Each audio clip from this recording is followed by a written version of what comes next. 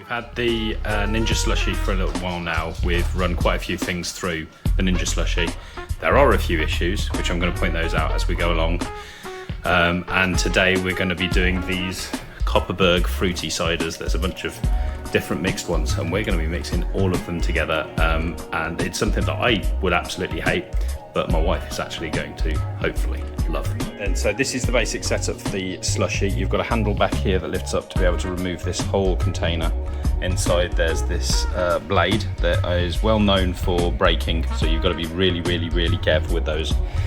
If you go onto the social media groups, you'll find that there's loads of people trying to chase up getting replacements for those. Very difficult to get. So we've made maybe 4 slushies so far, and as you can see already, this orange tinge on there, that is because we used fruit juices. Fruit juices stain the Ninja Slushi, just a matter of fact.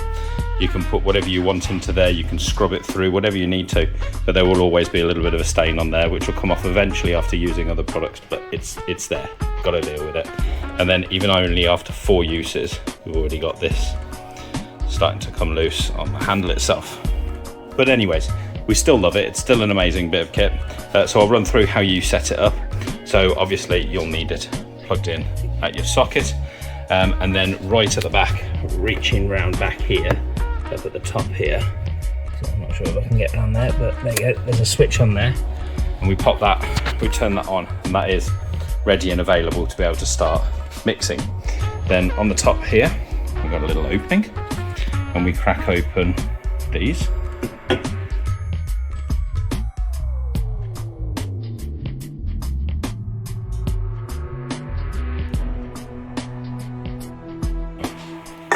So there we go, pop that into that. And then you need to choose the appropriate setting. So on here, on this version, you have different versions of the slushy, but on this version, you've got multiple levels. You've got frozen cocktail, slush, frappe, milkshake or frozen juice. And when you choose these, basically it's going to give you a level of frozen that automatically sets itself. Or you can just use this to be able to adjust the temperature. Don't set it too high, because if you set it too high, this thing freezes up and the whole thing stops. So you will not be able to get a slushy. So I'm going to do a slushy, just straightforward slushy. And it's as easy as that. That thing starts and it's running. So I'm going to let that run. And I think these probably take maybe 15-20 minutes. Not sure exactly, but I'm going to time it. And I'll come back in a moment and I'll show you what it looks like.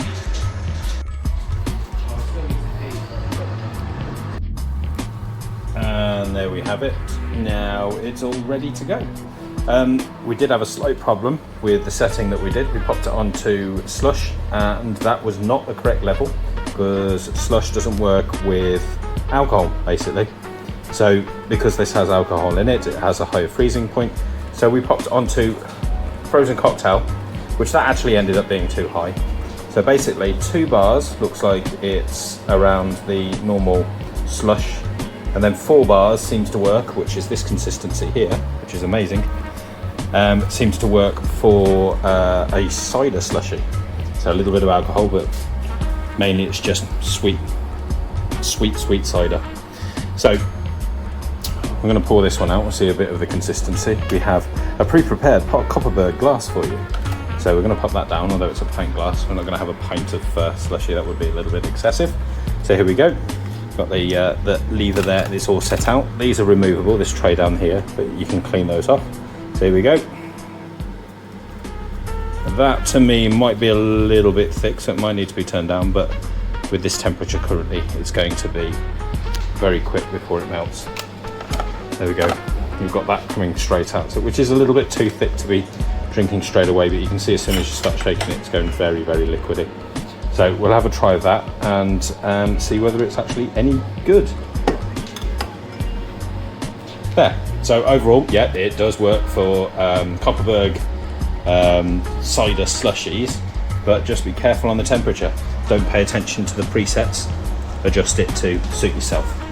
There we go.